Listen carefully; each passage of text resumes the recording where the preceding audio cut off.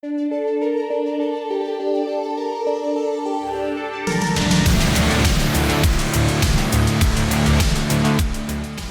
everybody, and welcome to this episode of the Heretic Hammer Podcast. I'm your host, Marshall, and this is my co-host, Dylan.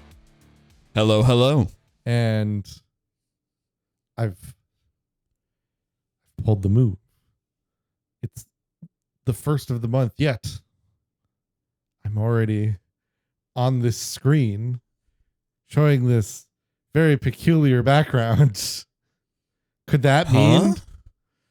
What? What? Have I given up the ghost immediately? Did I internally say, I'm tired of utilizing the chroma key for 5 seconds? I'm just going to start the episode on the background this time. Or is it just that time, Dylan? Hang on. I don't know if it actually is that time. Let me make sure I've got hold on. I just got Shall I be 1, 2, 3, 1, 2, 3, 1, 2, 3, 1, 2. Should I start dancing? Right? It's not like 1, 2, 3, 4. It's 1, 2, 1, 2. That's like a waltz? 3, 1, 2, 3, 1, 2, 3. Yes. 1, 2, 3, 1, 2, 3, 1, 2, 3. Why won't this stop? That's the timing I was looking for. Oh. It's a 3/4 time. Are you familiar with 3/4 time, yes, Marshall? I am, in fact. Yes, 3/4 time. It's used in a variety of dances, but it's most significantly recognized for its usage with a very popular dance that originated in Germanic regions of Europe in the 18th century. I can only be talking about Mobile Suit Gundam Dylan's Counterattack.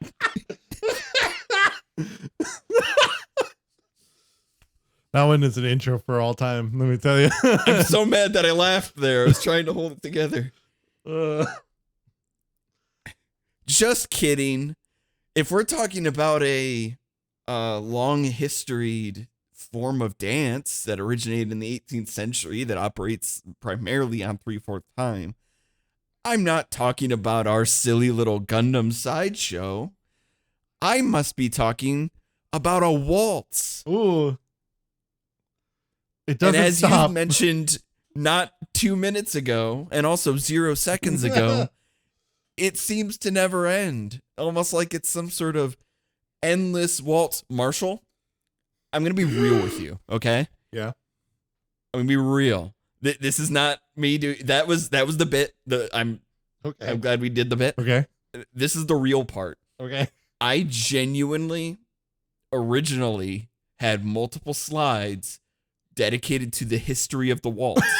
I was gonna really genuinely go into it and like the parallels that can be drawn between its history and like why this film or OVA, TV, whatever you would call it, would use the name Endless Waltz. And on my second viewing of Endless Waltz, Mobile Suit Gundam Wing, Endless Waltz, I was like, there's no time for that.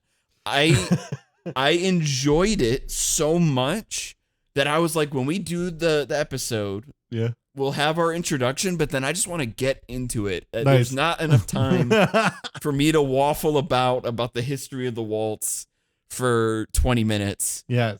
As much as I would love to, it's like, no, we need to just get into it. So I want to just go. Okay. I want to just get right into Mobile Suit Gundam Wing Endless Waltz. Got Marshall? it. Yes. It has been years since I last watched this. Yes. I rewatched it twice for this episode. Mm-hmm. I should have, but go on. The dialogue is spotty at times. The writing is not always great. Yeah. This was so fun to watch. I enjoyed this so much that I want to go back and rewatch Gundam Wing again. Yeah. Which was already happening after we did our episode on Mobile Suit Gundam Wing, where I was like, oh my God, I like this way more than I remembered Yeah. liking it. Like it really shot up in my rankings. And then I'm watching this and I'm like, this makes me want to also just go back and watch Gundam Wing again. Oh my god. No, like it's really funny how like this was a reminder of just like, because like, you know, we get into the weeds of like, you know, the Universal Century, you know, you start looking at like we watch Seed after this, you know, and I'm like, it's like you're like, oh man, like there's some good shit out there, you know. Zeta, you're like, yeah, Quattro me Yeah. up, baby, yeah, Zeta. yeah, and then you're like, oh yeah, let's watch this Gundam Wing, and you're like, fuck, the Wing is just so fucking good. What the hell? I forgore. Yeah. I'm like constantly peeking my mic because I forgore. I know. I just did. No, yeah, Wing is like it's crazy. This we're gonna talk about it. We're getting right into it here, but like it is wild how like just how fun this is watching these 3 episodes. So that's real quick. So what we did yet again, this is a trend, but this is another one of those things where there's the episodic version of the thing, and then there's also a movie version of the thing that have just enough differences for people to argue over. Yeah, oh yeah, sure. We watched the Japanese dubbed, aka just the original. Yes. Of the episodic version. So it was 3 episodes.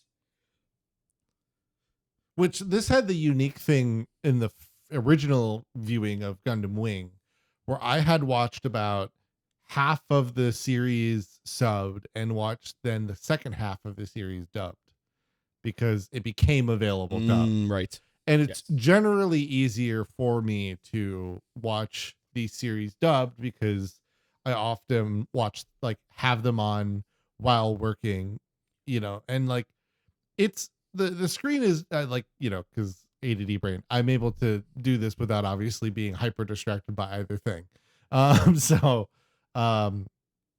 You know, with Zeta, I still took a bunch of notes, you know, then like we had a great discussion. And you know, with Wing, it's much easier to just, or with Endless Waltz, sorry, specifically, it's obviously easier for me to just watch 3 episodes. Yeah. So it didn't really matter. I didn't have to do that. I didn't have to worry about that. This wasn't like a 50 episode, you know, season bomb. So like it was pretty easy just for me to be like, all right, it doesn't, as long as it's available for me to watch, it doesn't really matter what version it's in. Plus, the animation here is like so deserving of your attention. Oh my god! Just like the animation, the blocking, the music. Oh my god, the music! I had forgotten. Pretty much. I mean, to be real, like pretty much the only thing that draws this OVA down is some of the writing. Yeah, basically. It's basically just the writing is weird. Like, it's not that the plot is bad by any means. It actually, like, it from like the like characters' motivations and like their existences are like make total sense, right? Because if you think about how it's utilized in Universal Century, right? Like when the whole show is about some big mega war that happened in space and Earth combined, you know, afterward there is going to be remnants. While things are generally okay, there's going to be some layovers, there's going to be some rebelliousness, you know, there's going to be resistance. The phrasing, I believe that's used in like the first few minutes of this is like the Earth will always have battles. Yeah. Which very apt. I found the speaking of that, I found like this first 5 minutes to be a great hook for just like immediately getting you interested in what's going on, because they're really establishing like, yeah, the world is at peace. There's always gonna be battles, but generally speaking, the world is at peace following the battles of the 5 Gundams. Like everything is cool. it's so cool that our heroes, our main characters are like, yeah, we'll go ahead and we're gonna launch our Gundam units into the sun Right. because we're so convinced that like we don't need them anymore. There's no need for this. Right. Um, And I mean, there's argument for the idea that the existence of those Gundams is what would help breed another war, right? The idea of yeah, like, it's like the presence of nuclear weapons. It's, you know, yes, they act as a deterrent, but they're also, for as long as they exist, they will influence and people continue could to look at shape them. conflict. Yeah, people could look at them as a sign of an oppressor, right? Like, Yeah. well, we don't act up because the Gundam are around, so we're like, which granted, I mean, it's like, oh, we don't commit war crimes because the Gundam, damn, like, but you get what it means, like, where it's just like people will, that something like that, where it's like the resentment will always exist as long as the weapon is there. And also, people will always try to steal it and take Also it for true. themselves. Also true.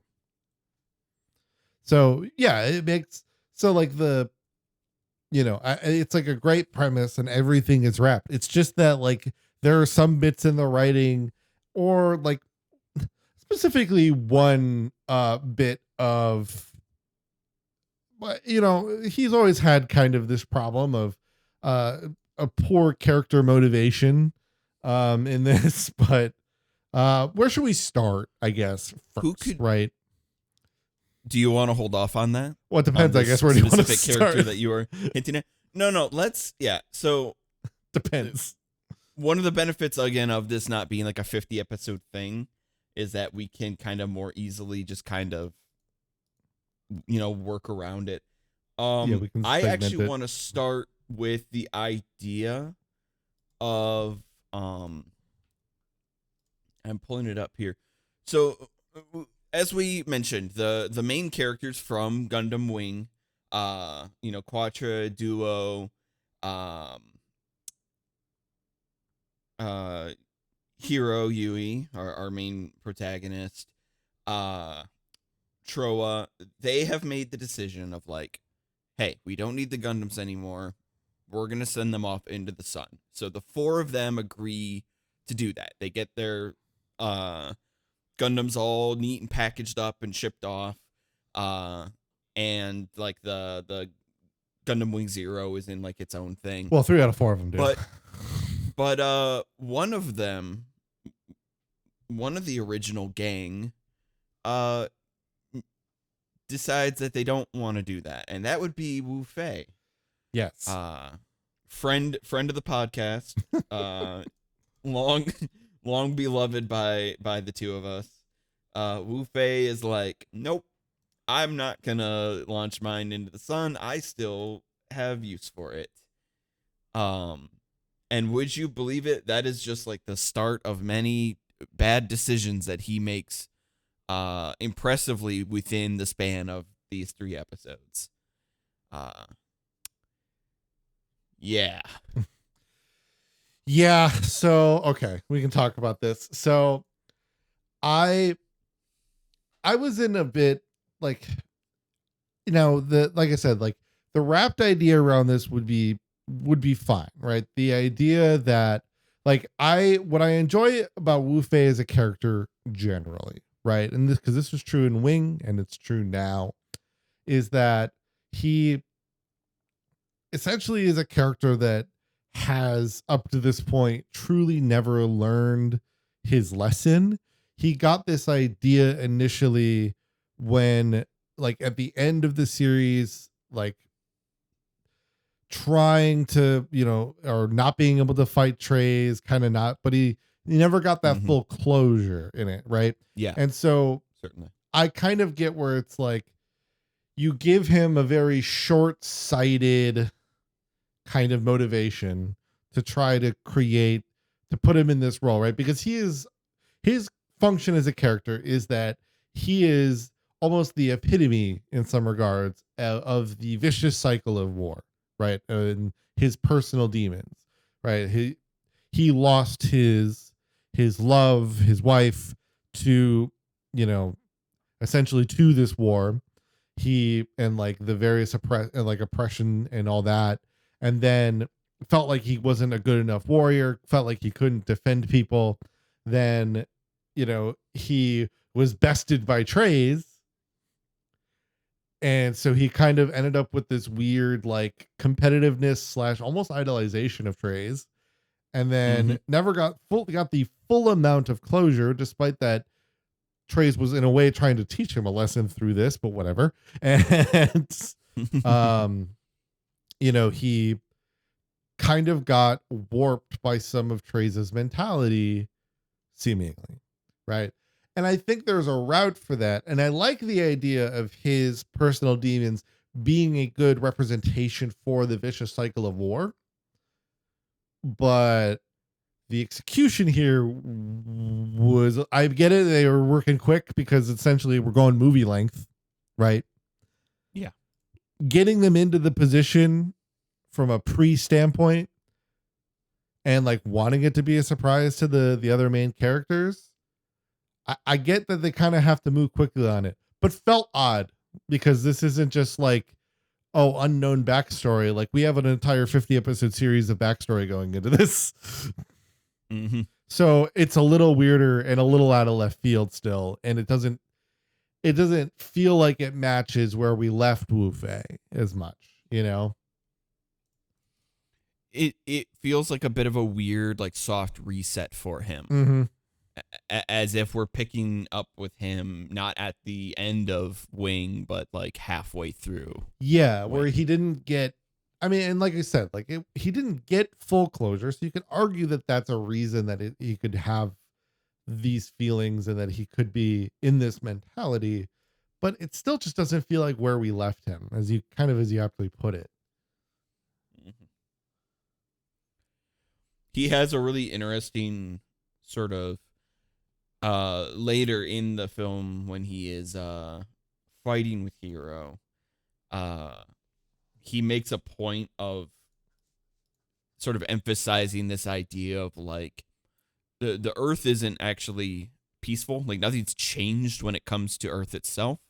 That immediately made me think of like Char and like the way the mental point that Char has reached by the time we get to like Char's counterattack, where he's just like, it's not worth it. Like nothing that we do changes the fact like the Earth needs to go. And he kind of takes on this ideology of like, in order for me to determine that peace is possible without like casualties, or like without needing to continue to sustain casualties, that he will just like take on evil itself. Like he will become evil in order to determine if true peace like that is possible, or if peace actually means something different. Right. And it was definitely something that I immediately was like, I get what you're saying, but I simultaneously don't. Yeah, right. I don't think it lands. No. And it's one of those things like it's so close to I feel like it's so close to actually speaking on something that's a little prescient about the series as a whole. The idea of like I think this is actually something that pops up across multiple Gundam series, but it's these characters that you have that fight on the side of evil. I'm doing quotation marks, you can't see it. And their defense more often than not is not like I'm in support of this side, so much as fighting with this side gives me the autonomy to determine for myself what good and evil are, and to create my own definitions. It feels like this really common thread among the Gundam series as a whole, where a lot of these characters equate like personal freedoms with only being possible by siding with the enemy. Right, which we already dealt with once kind of with Zex. Yes. So it's and even then, in some regards, for Zek, when Zex dealt with it, not from the initial jump when it was with Oz, but later with the, what is it, White Fang. Yeah, White Fang. Okay, I totally The like. faction. I was into White Scars, and I'm like, no, that's like a color game from Durarara. Like, I'm thinking of something else. Um, that's Yellow Scars for all my DRRR fans out there. Anyway, Mhm. the like when he went to White Fang, it was kind of similarly. Always felt like it was similarly rocky, but the difference there was it was the whole like that neural system that would like the idea between the like showing them all the possibilities of battle, and like showing them their fates. And it obviously, like, he had the benefit of having something literally warp his mind at the time, whereas Wu Fei does not. However, somebody does have somebody warping their mind, and that is the apparent new leader of this kind of force that has taken on this new.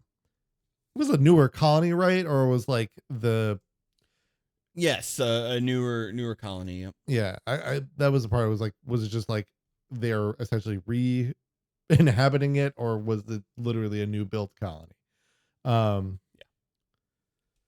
But yeah, so like Yeah, you must be talking about old King Feathercap himself, Decum Barton. well, it's not only Decum, but the supposed heir apparent in Maramia. Yep. We How yeah. So I remember how the Japanese dub pronounces it. It's like, I think it's Marimia or Marimaya.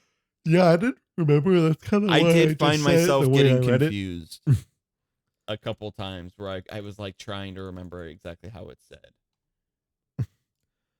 But yes, she is Decum is like the maternal grandfather of Marimaya. And the whole idea is that she will sort of be the new de facto ruler that is instated to control the Earth sphere. Right. And thus, we're seeing her carry a lot of those, especially those like baseline Oz slash kind of White Fang ideals. Yes. Because again, she's kind of been raised effectively by her grandfather, and so, and honestly, I wanted to know, like, my thing with this was that, like, I actually kind of felt, and now, granted, this is within context of when these two shows were released, so I'm writing this from the idea that unicorn doesn't exist when I say this. Sure. I feel like this is a better like execution of the idea of like child being used by puppet like influence, adult influence. Um, like child of a dead leader is kind of being a puppet for a manipulative person, right? Like with Minerva, you have like she kind of is led to believe that she has all this autonomy, but in reality, she doesn't. And then you get into Double Zeta and she's completely absent. So she's kind of in Xeon, in Zeta, she was kind of this like more floating piece that just kind of brought Char back into like his roots almost.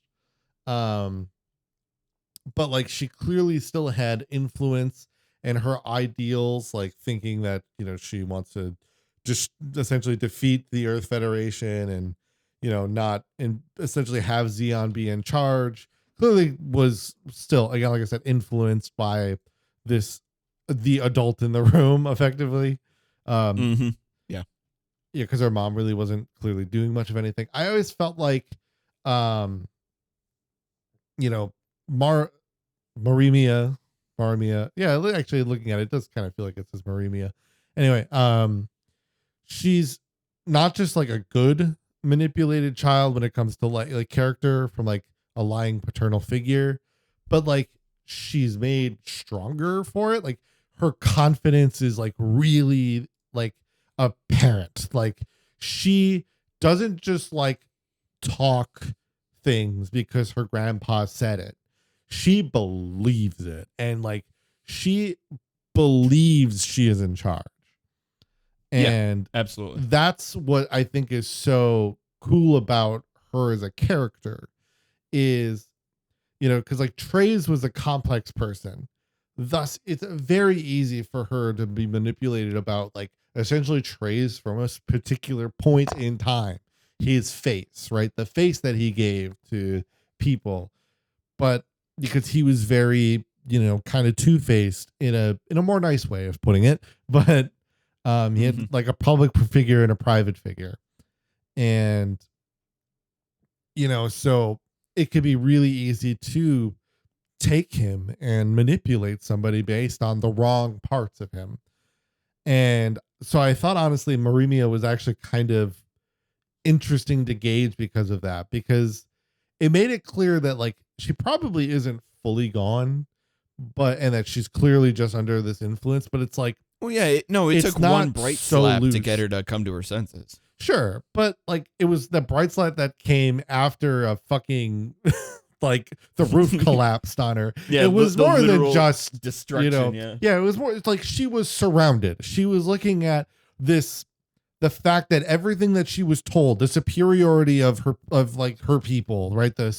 Like the fact that like this was going to be a cakewalk and everyone was going to turn against, these stupid people that like wanted peace, like, and like that was the thing too, right? Was like that she wasn't just kind of, she was bright slapped by the right person.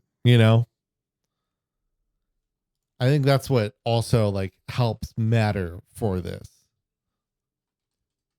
Yeah, having to be Rolena specifically. Yeah, like I feel like if if Hero came up and did that, I don't think she would have took. She just would have been offended. What- I think, right? Not only is it Rolena is the right person to do it because she's going through like a really neat thing throughout the whole film. Yes. What it does is it then gives the space because Hero doesn't do the bright slap. What he does instead is so much more interesting. Mhm. Him coming in with the gun and her being like, please, like end this, finish this. And he holds up the gun, goes to shoot it, doesn't like I don't know if it jammed or if it just was out of ammunition, but like doesn't click. And then is like in his mind, he's still just like, I did it, I killed her. I'll never kill again. I never want to kill again. I don't have to. Before fainting, as he likes to do. But that's like so much more interesting than if he just like came in and like actually killed her or did a bright slap or anything like that. Yeah. No, I mean, that's, I mean, like, Hero's growth is really good in this show because I feel like it gives the growth I wanted by the end of the original series and didn't fully get. Sure, yeah. Because like if I think like that was where it finally felt like it came like very full circle, and so like so from that, like I do really like Marimia as this antagonist role because we kind of get effectively we get the kind of dumb doofy I'm an evil man with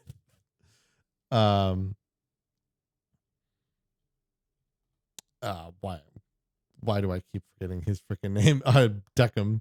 And Yeah, Deccan Barton. right, like we get that from him, and like, and that's like good to get, right? Like this idea of like, you know, all right, yeah, this is kind of part of it. There's, you know, he's a figurehead who's actually really more interested in, like, he has all of the original Hero Yui's ideals, which we talked about in the original series, Yeah, in like the original series original breakdown, but Hero Yui, not yeah. the, because our main character uses Hero Yui as a code name. Same with like how Troa Barton is using his name as a code name. And we get that too. We get that flashback of him meeting with the actual Troa Barton, where he shows him the photograph. Right. Which, I mean, that was interesting, the whole real Troa Barton thing. Yeah. Again, it's one of those things that, like, it's a good, this series is also like a very good reminder at how, like, right, the scientists actually were kind of fucked up. They just, they got overshadowed at some point and realized, what like, tipped you off? Was it the fact that they all had just like the single initial as their name? Was it the fact that they were doing like horrible fucked up stuff? which part was the one that raised a flag for you? I know. Well, it's just the idea of, like, right, because like when you think of Wing and the plot, you think like, right, they want to defeat Oz because Oz was essentially trying to, forcibly become this mega leader of Earth and like in space. So you're like, all right, yeah, this makes sense. Where it's just like they supposedly have this good ideal, but actually have very nefarious backlogs. So like, of course, there would be scientists who would want to create weapons to, defeat this evil organization. And then you're like, right, but no, it was actually for really selfish reasons that we learned later. Right, forgot about that. Okay, bringing it back. Thank you for reminding me. That's what I mean in terms of like why it was a reminder. It's like, right, yes, okay. They were not without sin. It was just that in the end they had realized, A, they realized some of their mistakes, and B, we at least found a way through them, like good things happened as a result. It wasn't their intent, and we should acknowledge this, but good things came as a result. That being said, yes. So, I guess we can kind of get into, because I do feel like the overall plot itself does work, right? So you started it in the realm. So we had, this new, I forgot, what did they call themselves? And they call themselves Oz. They were, I mean, I guess, did they really have a name? I was gonna say, you talking about the Barton Foundation, or are you talking about? I guess it was just coming as the Barton Foundation, or did they have like a? I don't really remember them being like, we're blank, like saying like we're Oz, but instead like they weren't like we're Neo Oz. Mm-hmm. I forgot like no, yeah, it's more so just like a rebellion that is because the idea is that they're going to essentially take over the Earth sphere, United Nation entirely, but there's a name for their actual army. I believe it's named after Marie Mia, if I'm remembering right. I think Deccan Barton like straight up just names it the Marie Mia army, because the expectation is that she is going to lead it, right, in order to conquer the Earth sphere. Which, and it is like sure, it is kind of not super complicated overall. Like it is kind of that simple. No, I just couldn't remember. They were like, they announced themselves as like a named organization. You don't have the thing that you had with Wing, where we mentioned the White Fang earlier. if you recall, like that kind of thing of like where you ended up with multiple factions, and there was a point where it kind of got to be like, all right, this is a lot to kind of keep track of. Like, there's a lot of plates Yeah. being spun here. And this is like very simple by comparison. It's just like, nope, you had this rebellion, the Maramia army, that's like, they just want to take over the Earth Sphere. And, and then there's also the whole thing of like Operation Meteor as we know it. And they pull the whole, well, actually, it was something entirely different originally, and now we're going to go with the original plan. And it's like, what's the original plan? More colony drops, because Gundam fans can't get enough of colony drops. Right. And that's what I was referring to in the like, right. So the scientists were fucked up. I forgot about that. Okay. So, right. you know, that's the thing. It's like the beginning of the movie really is kind of like intermixed between the setting up of the plot, you know, which, as we mentioned, includes Wu Fei essentially kind of being a part of Marimia's army. And then we're getting these flashbacks from each pilot, kind of them becoming part of whatever scientists, you know, why they were the Gundam. And it was in that we had, that's where we learned of the original Troa Barton. Yes. Or yes. my favorite, as the Gundam Wiki puts it, Troa Barton, parentheses, real. Parentheses, real. You know, that's, you know, Troa in first this of all, film. Funniest, just before you get to that, first of all, yes, super funny. I love how essentially it starts with him showing the Troa as we know him, this picture of his sister. He's just like, yo, check this out. Picture. Yep. And then not realizing in about 5 minutes, I'm going to shoot you in the back. It doesn't mean much to you, but the audience is going to love it. I guess he doesn't shoot him, but you know what I mean? But yeah, no, yeah, he gets the bit I'm getting at. He kind of realizes what's happening and tries to prevent it. Yeah, no, Troa the circus, and that's because that's essentially when he like takes on that identity and is also like, I'm gonna take on heavy arms. Mm-hmm. And then he does a couple acrobatic flips, and we return back to him in the circus. I love that he just always comes back to the circus, no matter what. Yeah. Is it me? This is a aside, you know. Is it me, or is he like strangely way more ripped in this when he's like in the circus suit this time? Nearly every character, especially the Gundams in particular, but you see it with some of the characters too, where they've gone through a bit of a like it's been 1 year character design updates. It's been 1 year. I think the biggest difference in terms of like actual outfits is Duo, who's rocking the like sick leather jacket. True. And is also just like the best in general. And then yeah, I would agree that with Troa, he's still kind of rocking the tank top for the most part, but he does look a little more jacked. Well, he never had the tank top was more hero. Troa was sorry, like yeah, not the tank top, but you know what I mean. Yeah, one really kind of really spread apart in different spots, but yes, I absolutely appreciate the leather jacket look over the it suits Duo so well. Yeah, the rolled up sleeves. I'm like, yes, I'm all about that. He's just a blast in this film. He's very oh fun. yeah, like because he's like honestly, he's like the best medium for like the viewer perspective, kind of. Okay. Where he's just kind of like, when like there's that realm where it's just kind of like what the fuck are we doing? So, like, I feel like he's like the most grounded.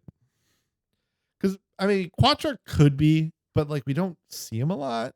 I feel like we don't see Quattro a ton, but I think they definitely share the load of just like, not only it's a what are we doing, but it's also a thing of like, we've done this before. And so they're not really like, there's not a lot of time that they spend being like panicked or like uncertain of themselves and doubting like they're kind of like locked in Mhm. to use our modern vernacular. They're pretty locked in throughout the film, you know.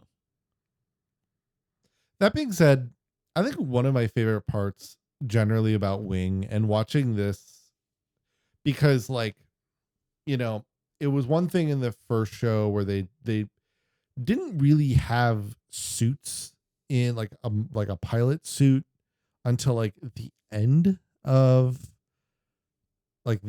the end of the end of the first like of normal Wing. Yeah. um and so it was really funny to me. Or what I think I realized when watching this was I was just like, yeah, like this really is the like what's really cool I think about what I appreciate a lot about the show is how most of the time whenever these guys are piloting the Gundams, they're just in an outfit, you know, and it's like, I don't know, it because I love the vibe of like mecha stuff where they're not like, because generally, right, where they're not like pilots in the traditional sense, where they're very like unofficial feeling, you know. And so Yeah. like when they're Yeah, I just get you. like literally Hero is constantly just piloting a Gundam in a tank top, like it there's something cool about that to me, just aesthetically. um Mm-hmm. you know, and like that is the one of the things I actually then I do really like about Quattra's character design is how he always pilots with those goggles. Yeah, the goggles are cool. Yeah. Well, again, it's just that it has again the feel of a rider driving something rather than it's like I'm a pilot of the you know, like Mhm. Yeah. it's in general. I mean, that's part of the vibe of the show as a whole, like with Wing, where it's like everything is so much less regimented. Granted, it's not like there was a lot of regimenting happening in Zeta, but you know what I mean. Mm-hmm. No, yeah, I get you.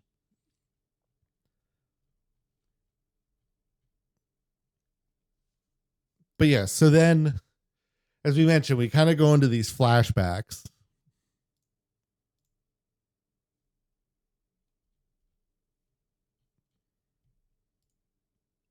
Mm-hmm. Oh, I Yep. was gonna let you go from there. I was gonna let you take it. Oh, That sorry. was my segue for you to continue. Okay. Sorry about that. Well, like which flashbacks? Because there are like several of them. It feels like interspersed Yeah. throughout the entire film. Correct. We That's have. true. I guess they are spread out more than I remember them being. Mm-hmm. Well, No, you know what? I know what I want to talk about. sure. Uh, because we talked about we keep bringing up like the professors, the scientists. Yeah. And we're talking flashbacks. Um, and we're talking duo. There's a flashback that I recall where Duo had already tried to destroy the Death Scythe before, I think it was before Operation Meteor even happens. Yes. So like it's like we're going way back. It's like, and then that's one of the ones where I'm blanking on which letter of the alphabet the professor is, but it's one of the professors. like confronts him and like holds him at gunpoint, and then is kind of just like, whatever, just steal it anyway. Like he's like, I know you're planning to steal it, and then he just kind of is like, you know what, steal it anyway, whatever, ignore the operation, don't worry about it. And I remember being like, huh? like, I mean, that's the thing though, was like, I'm trying to double check the the name. because I think not too long after that is when Troa is when we get like the second part of Troa's flashback where the real Troa actually gets killed. Right. There's a lot of flashbacks happening in this film. I think something we can kind of ask ourselves is like whether or not those are like paced out well, or if they like do anything to make the narrative a little more confusing. because of like how many there are and where they're taking place. But there's definitely a lot of flashback and happening in this. Yeah. Well, because like I think there was part of it was definitely that they were like, let's do some learning of the like of the characters. Let's get a little bit more background. Mm-hmm. Why they got here in the first place, which I mean, honestly, the person that needed that the most in the context of this was Wu Fei, because what it does is it reminds you that like, right, like Wu Fei's whole sense of justice and like that whole issue basically stems from, oh, it's Professor G, by the way. That was for G. Okay. yeah. That was Duo's professor. Yeah. But anyway, that like Wu Fei has this very odd sense of, it's like odd sense of justice, because I mean he essentially had blamed all these like his leaders for the like for his wife's death, and he had felt like that, like essentially that justice wasn't, there was no justice for him, right? Yeah, certainly. No, I think it ties into kind of his overall thing of where he's trying to work out the answer for himself as far as like what is considered peace and what counts as justice and how that works. Yeah. Yeah, and so like I think hearing about, or like seeing, seeing that backstory is a good reminder to be like, right, yes, okay. So, we have this backstory for like,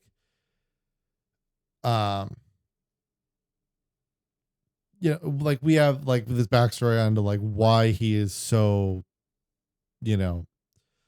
why he's kind of so like, hey, why he's turned. Yes. Well, why he's choosing his allegiances in the way that he is. Mm-hmm.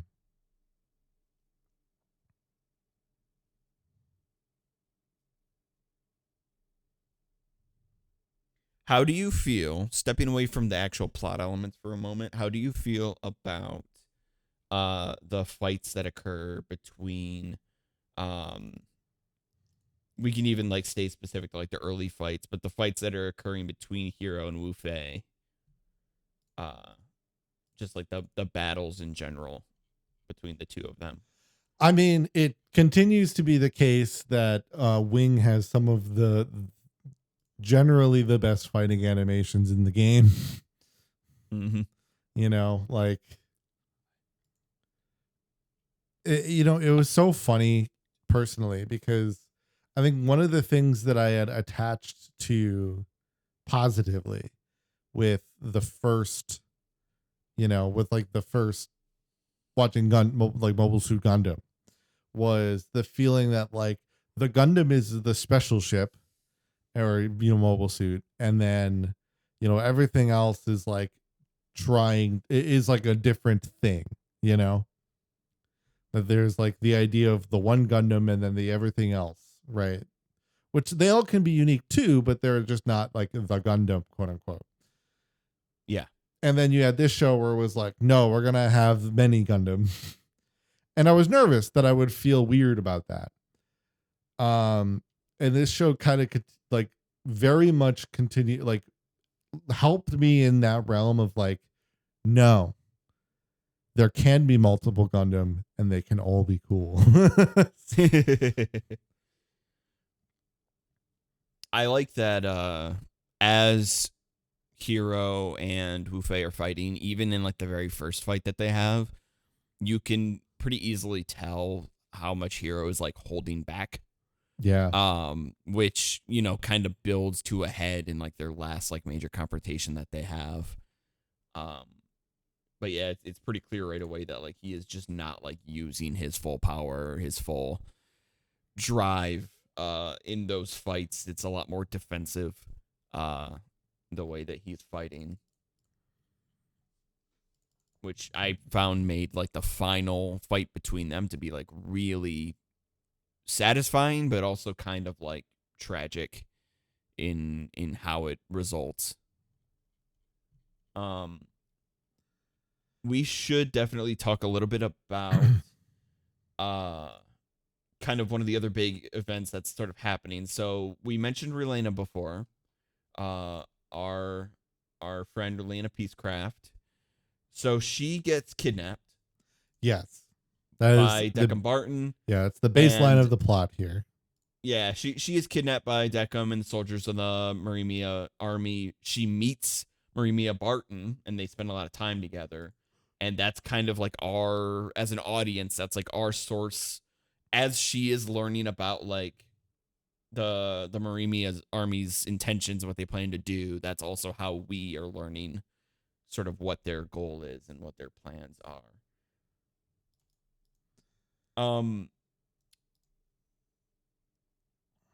Relena, I genuinely can't remember. This is one of those things where I feel like I should have gone back and listened to our episode discussing it.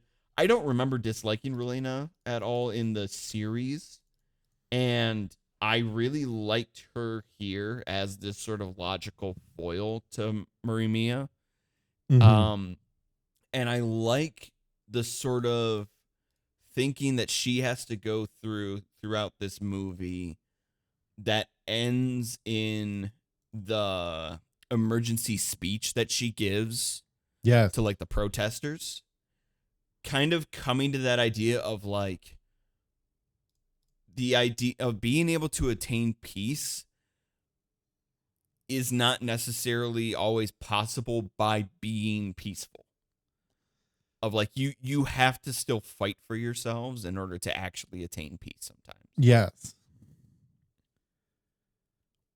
Which I was like, when we got to that, I was like, yes, this is the thing we talked about. Yeah. Because, I mean, that's the thing, right? It is like very much this, we talked about the fact that like what's tough about this whole ideal in the original show was that it is a little bit, unattainable, and it was kind of funny because like I half expected this to be kind of another situation of like Raylena and Dorothy, these two opposites, but that are constantly next to each other and essentially always having some type of back and forth about their opposing ideals, right? Yeah. But then it was like, wait, no, because the reality is obviously, as we know, that Dorothy kind of does come around by the end, but it was like, no, because inherently it comes down to the fact that Marimia has is very different, but in a different way. Like she's opposite, but in a different means. Like she's vehement. She's kind of in a revenge mindset. Whereas like Dorothy wasn't. And I think that's part of what helped Relena kind of come to this conclusion too, of just like, there's going to be people like, Deckham. There's going to be people like Marimia, whether or not they're influenced or not. And they're just going to come for you, and they're going to prey on the fact that you won't fight back, and there can be negative consequences for that. And she's like, no, there is nothing wrong with defending yourself. We've inherently, I mean, that would be my thing, right? That's all they did in the first series was defend themselves. Yeah. Yeah.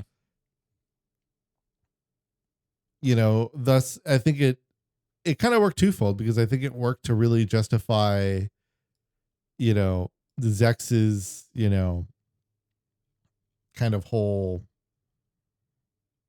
like spiel for like his conflict in the original series, thus giving him like a really good and interesting role in this movie. But then very good. Yeah, I love his contributions to this film. Yes. But then also just kind of, again, really, which is kind of generally, I feel like the thing about this, really wrap everything up in a nice way where it's just like, okay, now the ideas and the plot of the original series feel complete. Yeah, it's a nice little footnote type thing. I'm glad that it is that way, that it's not the kind of thing where they make a movie and it just like creates a bunch of new questions. This feels so much more like it is actually like, hey, let's truly close the book on this. And obviously there is, the story does continue things, there are various things that happen in the future. But like but it actually this isn't a manga reading podcast. Hey man. That was a little more. Be ready for a future bonus episode. But yeah, we find the manga. There's a clear intention here of not creating like a new start and creating a bunch of new threads and new things and new questions, new thing. It's like, no, let's actually take what we already had with Gundam Wing and we're gonna put a nice bow on it. Mm-hmm. And that's what this film feels like. It honestly, this film just feels like a nice bow on top of the proverbial present that would be Gundam Wing. I mean, exactly. Like because it even comes to fold, right? Because like, now granted, I know that we kind of skipped over the fact that Troa technically betrays them too, but he's just doing the normal Troa thing where he's and part of it is keeping up the charade of his infiltration. He's infiltrating and he's doing he has shit, to make so sure that he appears. That's why they have the thing where like Duo tells Hero to like punch him. Hero tells Duo to punch him, and so Duo does, and then Hero punches him back. And it's like, all right, Troa, things are set up for you. Because then that way, when the soldiers come in, they see, Hero knocked out on the floor, and Troa's got Duo over his shoulder, and it's just like, hey guys, they took care of him for you. It's about keeping up that perception. Yeah. So that's why I was like, all right, makes sense. Okay, fine. Like I almost had a bit of a crash out. Like, no, not you two, man, not you two. Like, now, granted, it took me. I will know, and I will not. I will not be ashamed of this. It took me way too long to realize, because again, I just didn't look into his name, or like I wasn't reading his name carefully. That Declan Barton is obviously the same last name as Troa Barton. Yes. And thus it makes more sense later when you have the flashback with the real Troa Barton that he would have the same ideals as his dad. Yep. And thus probably why they did not like that Troa being part of the plan, No. So, but it's funny to me because he still never kind of always labels himself as Troa Barton. So it was kind of that realm of like, why didn't this come up at all? Just like between Declan and like Troa, like why wasn't there a little scene to be like maybe near the end of the charade or something where he is kind of like, wait a minute, what'd you say your name was? Wait, what'd you say your name was? Didn't I point a gun at you earlier in this exact movie? But nevertheless. But no, we don't have to worry about any other members of the Fab Five here betraying each other. It's all Wu Fei's got that fully covered. He continues to be sort of the semi-antagonist until sort of the final fight that he has with Hero that kind of wakes him up to his senses. Exactly. And like that's where I finally get to this, like Wu Fei finally like learns the lesson he was meant to have learned by the end of Wing, So like as we were kind of saying, right, we're getting this really good like wrapped story where it's, yes, you could argue, does every story have to have a bow on top? No, but every story should be wrapped. Whether or not it is wrapped with a bow or wrapped with, like with a very sharp edge that maybe doesn't feel as good as a nice bow, but it should always be wrapped. And one way or the other, the story wraps. And that's what is good about it to me. Because again, it's that realm of just like, you know, or we kind of talked about it where it was like you mentioned it, where it was so many of these start something and then bring up a lot of extra questions or ruin things that they established. And you know, like maybe a certain series that we have yet to watch before getting to its movie that came out a couple years ago. um so Yeah. like, and that I was warned about extensively in the comments. um which I'm really glad that was what I was, the way that went, because actually that comment section could have been way more visceral. You might as well name it so that I can then sort of jump Yeah, on yeah. the So what Seed. Yeah. So, Yeah, we're talking about Seed. If you have not watched yeah, it, and please go I'm back relating, and watch our 10 yeah, things we ate about Seed episode. yes, which Have a report on specifically that we're referring to Seed Destiny, because that was what I was warned about. I will still have a positive mindset going into it, but I already know that realm of like, if the thing that comes out after, like the way that Seed ends, if the thing that comes out after it is not just simply a movie, then it's probably going to ruin a number of the plots that were wrapped in the original Seed series.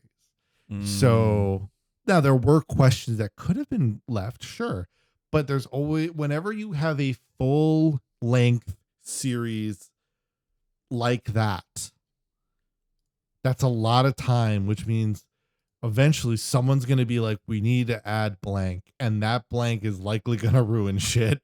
So hence why I'm very, I was nervous even going into like exiting Seed and going into that, recording that episode before there were any comments. I was nervous about Destiny. So we'll see. But this didn't fall into that. This No, not at all. expands our understanding of the characters and lets us know kind of like, where is everybody once Wing ends, because but we're getting this in a way that fits the characters.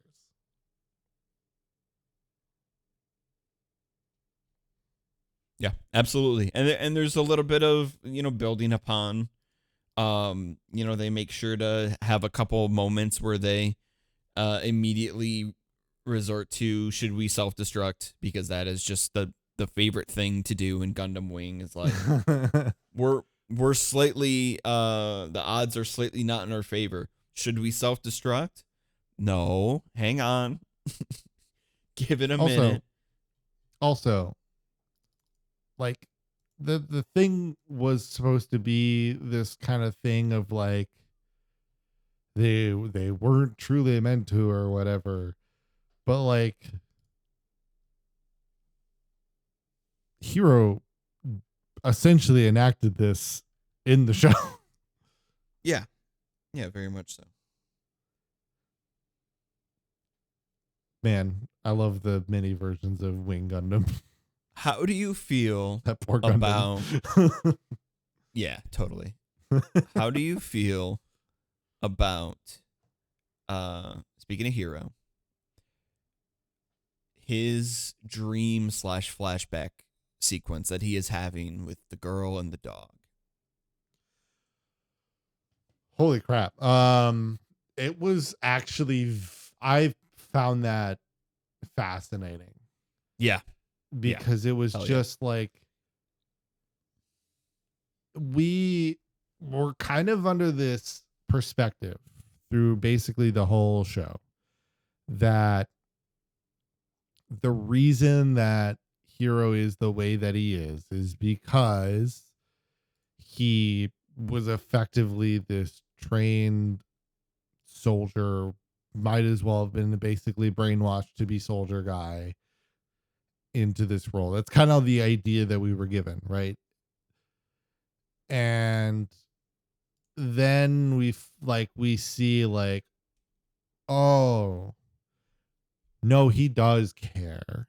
He cares quite a bit, Yes. but he effectively got hit with the traumas like hard enough that he was like, I've got to do my job,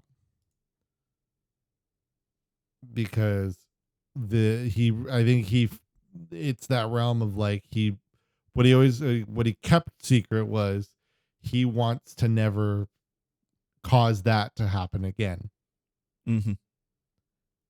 So like his idea of fighting Oz was essentially to prevent that from happening again, which then in turn makes so much more sense why he immediately went into the self-destruction thing, right?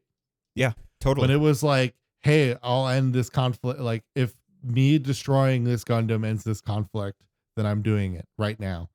Just no hesitation. Mm-hmm. So Yeah, it's so fascinating. Him asking the resolution of it, him asking Wu Fei, like, how many more times do I have to kill the girl and the dog? Which is such a Right. just like Oh my God. brutal, like blunt statement to make. Yeah, especially and for Wu obviously Fei, who has no and context. Wu Fei is like, what? Like literally stops him in his tracks, and then to Yeah. immediately follow that up with just like plummeting to the ocean.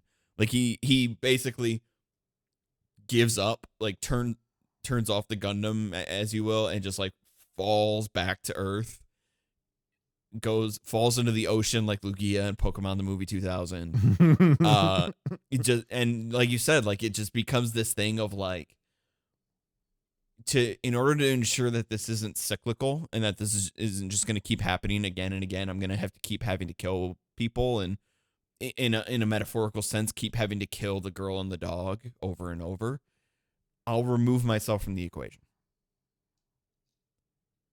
And it's just like an insane, fascinating thing to kind of work through. Yeah, I mean, truly, this show as a whole is a classic case of most of these characters' problems would be solved if they just went to therapy. What if they talked to each other and went to therapy, and also talk to each other in therapy? In therapy. We'll yeah. see you next week, folks.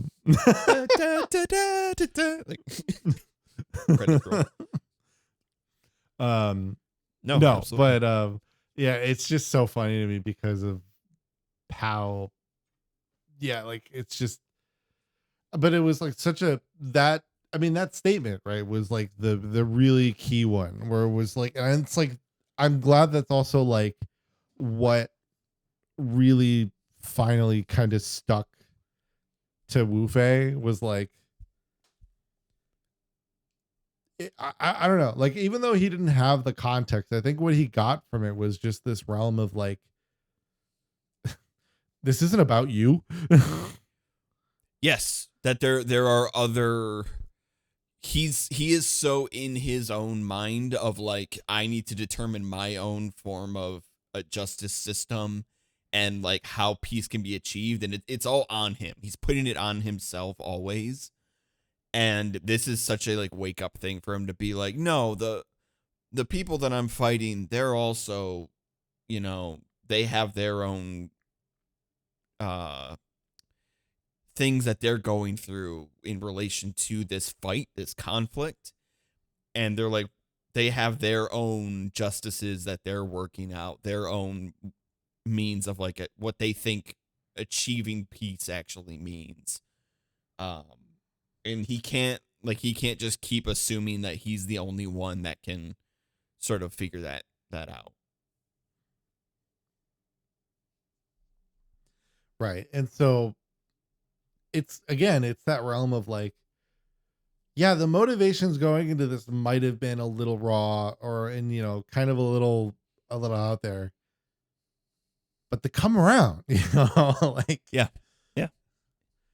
There's never a point where it's just like, yeah, this just doesn't ever work. It's like, yeah, some of the things that started it might be rocky, but everything comes around, and it's so important to like And that makes it so important to the enjoyment of this, where you might be like, I don't feel like I understand why you've decided to do this. But we came around to a reason why that they got to finish it. And Yeah. I think that mattered more than the kind of soft reasons for getting into it. Yeah, I would totally agree. I do want to mention though, yeah. I do really feel like also this was honestly one of the best ways to get people to kind of leave Zex as a character. Cause I feel like he kind of got the raw deal in his position going into the end of Wing. And there was part of me that was kind of thinking that maybe he would be in this kind of Char's counterattack position of like, I believe that I've run into the end of the rope here. I think it's like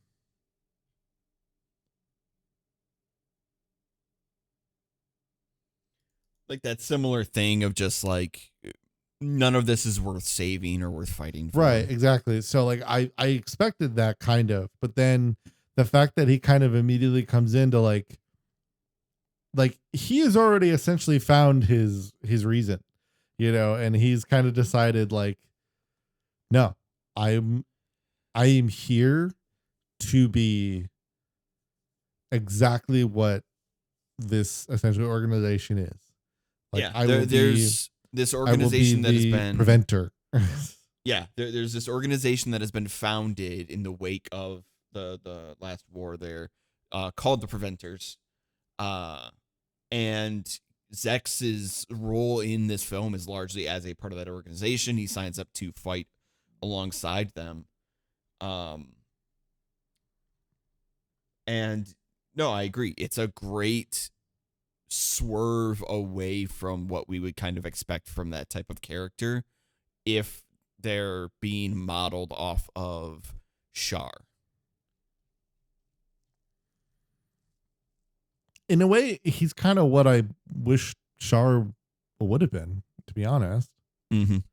That he kind of comes back and is like, I know what I must be, even if like I know that there are problems. Like, I can still be this without having to have the load of everything, like carry the load on my back. But that was kind of part of the issue that Char does run into from Zeta is, he says at the end of Zeta where he's like, he does believe that it is kind of his responsibility to guide people into the future, the right future, quote unquote, Yeah. Yeah. But that was kind of what Zex was thinking he had to do. But then he also was just kind of like, I'm a soldier. I just have to fight, And so, as Wind, he takes on the codename Wind because his idea is that like he is going to be the wind that like blows out the fires of conflict or however he phrases that. He represents what Raylena realizes, right? Do you think something I was curious about? Do you think that's an ironic name intentionally on his part? Or do you think he's like genuinely, like unironically is like, yeah, that I'll call myself Wind because that's what puts out fires? Because you and I live in the real world and we know that that is actually not at all how fire works. And in fact, Wind is responsible in some part for like a lot of major forest fires that happen. Correct. I could see him thinking that because that's basically how he acted in the base series. But I don't know. I specifically just really liked how he didn't make himself too prevalent, but it was just enough to just give like this impact of like, he's the showing of the turnaround, right? He is the showing of the like, what we can do. And especially that means we got Tall Geese 3. We got Tall Geese 3. You took the words right out of my dang mouth. That his presence in the film, it's not huge. It's just enough. It's the perfect amount. That he gets to do some cool things, and he also gets to bring us the Tall Geese 3 mobile suit. Now, granted, I do question a little bit on the I do question if I like this more than 2 or not. Okay. I'm in like a mixed bag because I really like the helmet of 3, but I like the more basic round shield of 2. Yeah. You know, because that's what I liked about the original Tall Geese was the round shield. It's a real question, but I'll be honest. To get to some of the good stuff here, because we've already basically talked about how we like the ending because it fits everything. I'm generally a fan of pretty much every Endless Waltz version of every Gundam. I agree. It's so funny because it's not as if these Gundam units needed makeovers. We were already in agreement when we did our Gundam Wing episode of like these are some of the best like main Gundam unit designs anyway, like throughout the franchise. Yeah. And then with Endless Waltz, it's another thing where they're putting a bow on it instead of introducing a bunch of unnecessary things. Like it's just like simple refinements being made with these new customs that are they're just taking a great thing and making it even better. Yeah. I mean, it's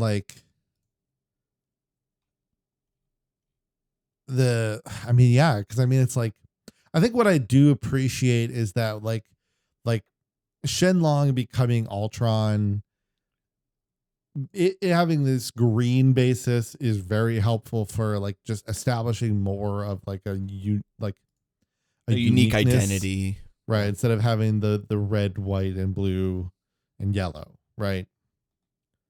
Heavy Arms already was kind of unique, but really honestly, it's mostly just a color change, to be frank.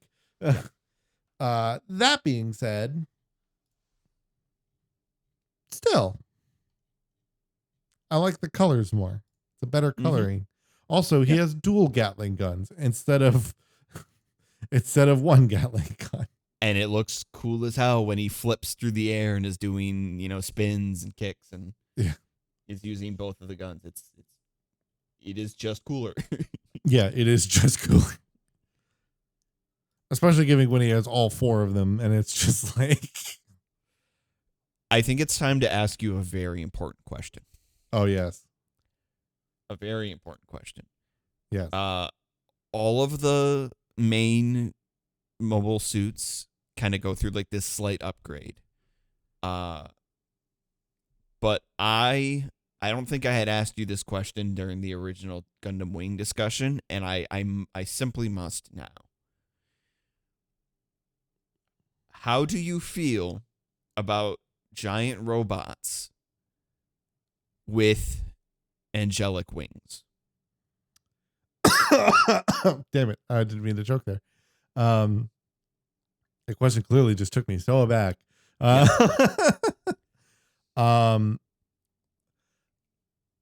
Now specifically angelic wings, I think it's pretty fucking sick.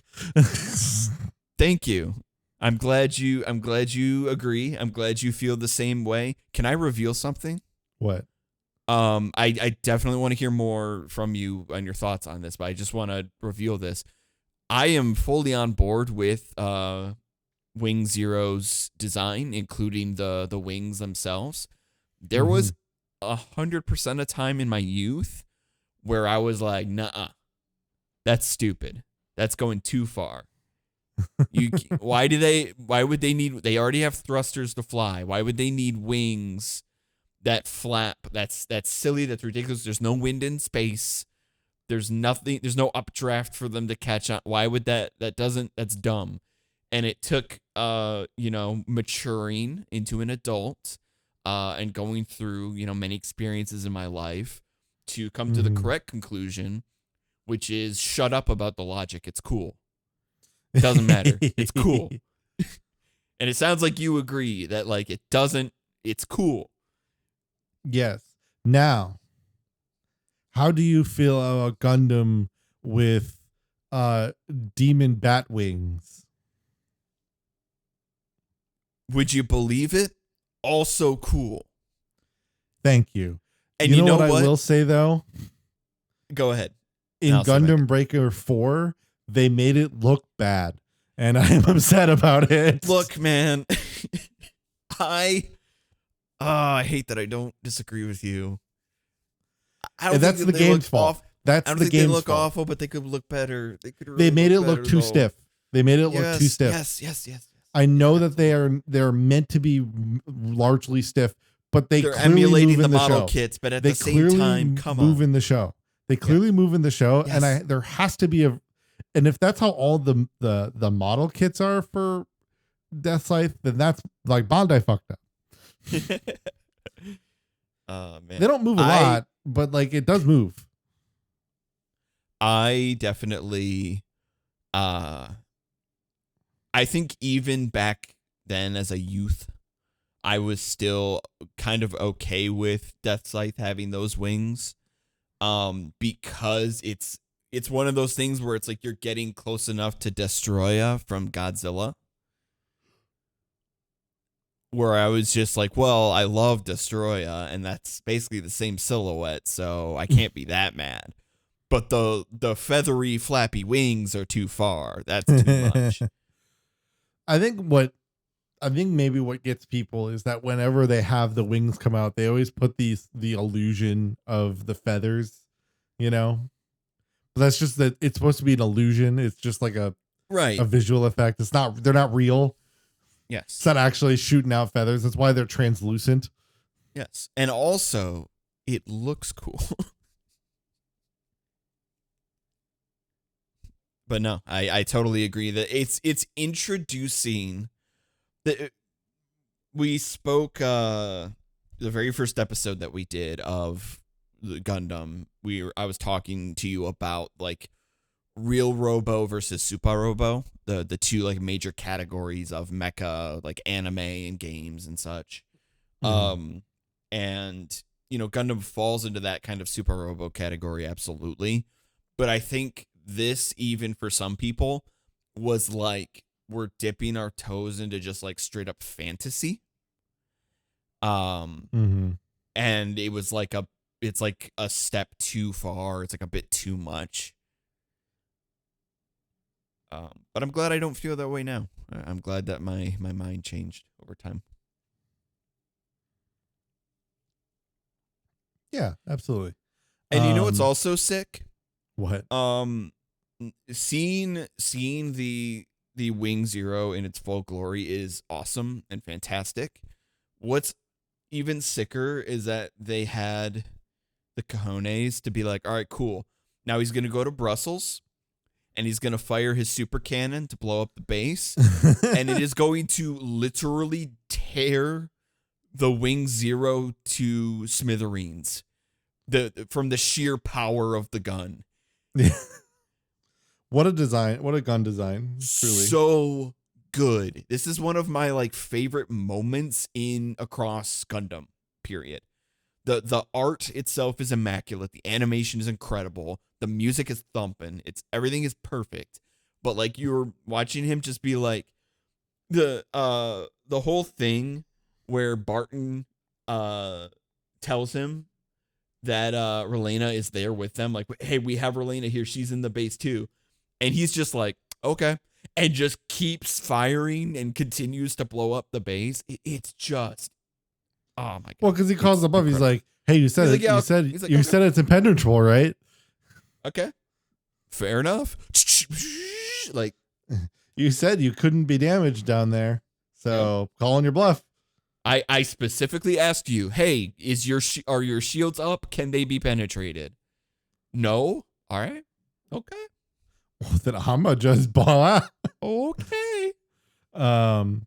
It's the best. It's such a Oh yeah. No, like as we said at the beginning, to really wrap this up, like this movie, it just brings you back into the idea of just like, you know, this is so much of just like, right, like Gundam Wing is sick. The characters are so good, and like the maybe one fault to this show was that it, I think, kind of spawned the idea of the Gundam is cool shooty bang like kind of outlook. But it's just like, how can you not see these and be like, hell yeah.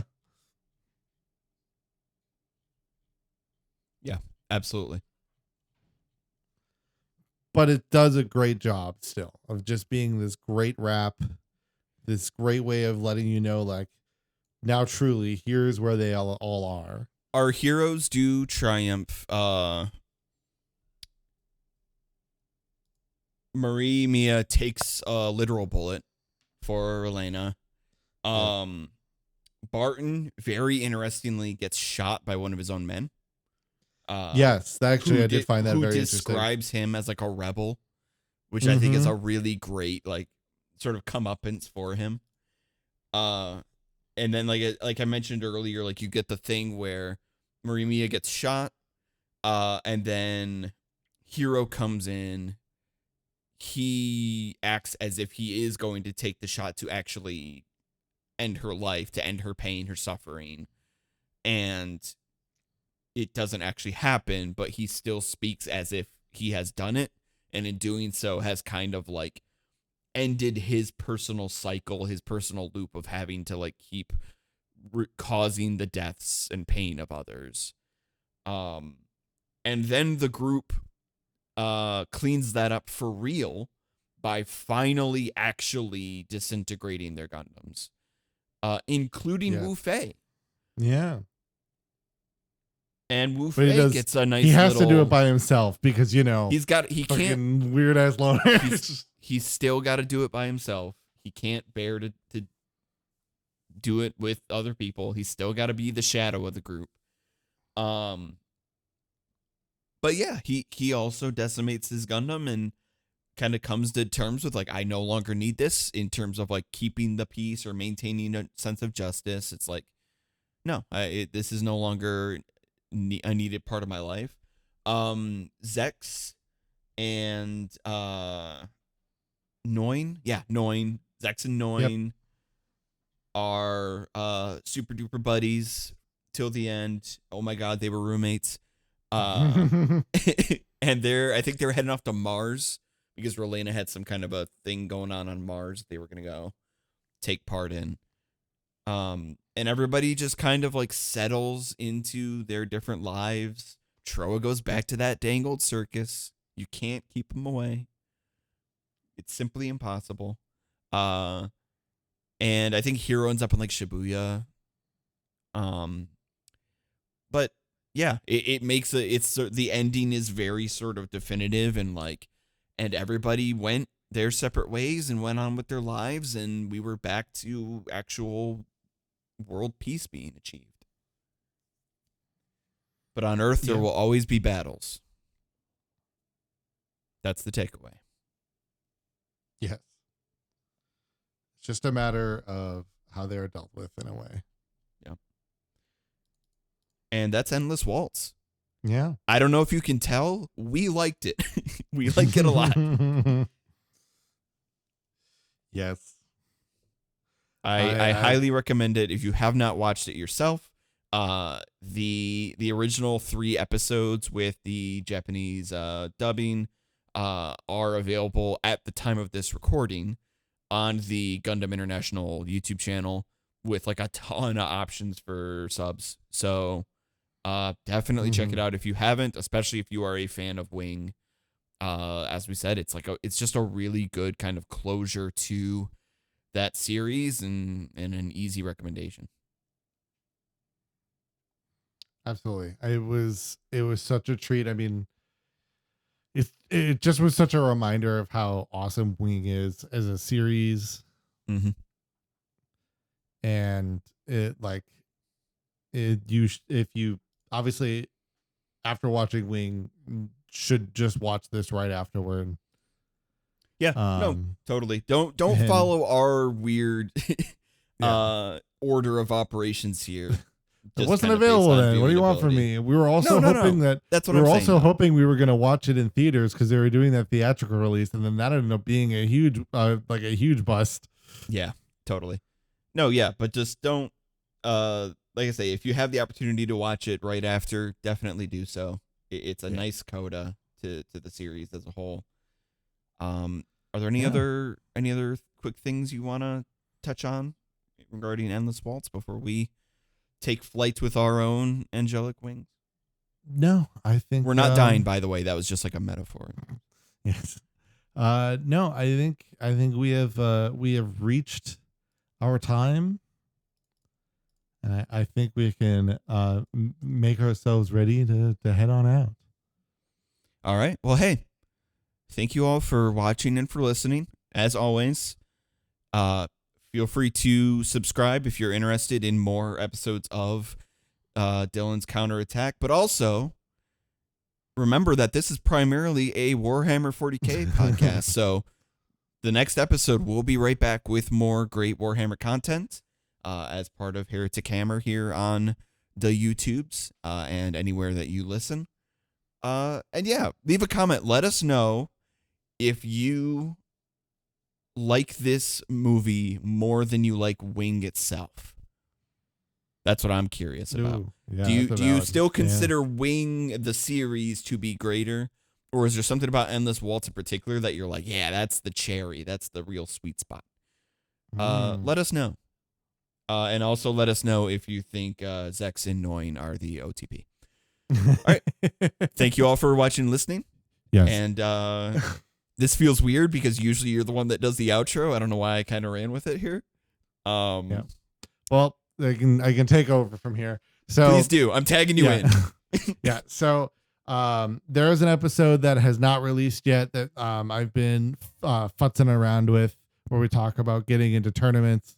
I am still hoping to release this, but due to a combination of some frustrations that happened on the Thursday of the con, and my also just total ineptitude and forgetfulness, don't have as much ready for B-roll as I have, so I have to be creative, and thus it probably will take me longer to do that, but nevertheless that episode will still come out, hopefully sooner than later.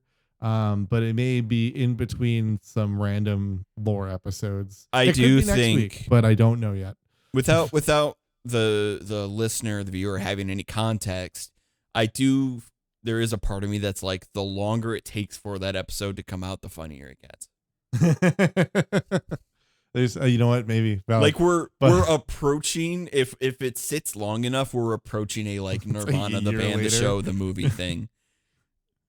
Right. I like the idea. It comes out like next year. Literally, It does come out before Adepticon next year. I think that is like, that'd be very funny. Yeah. It's not gonna happen, but it'd be very funny. It'd be funny. It's funny to think about. Yeah. You'll get that. Yes. Next week we will go back to a standard episode of Heretic Hammer. It might be this episode that I'm talking about now, but unless it's not, one way or the other, it is about Warhammer. But yeah, it's been swell, and I can't wait for our next Gundam series to talk about, or just even topic in general, to be honest. But still, can't wait. I'm gonna go take waltz lessons now. So we'll see you all All right. around. Yeah, let's waltz on out of here. Yeah. 1, 2, 3. 1, 2. Right. 1, 2, 1, 2, 3. 1. I got it right. Yeah. Okay. Goodbye.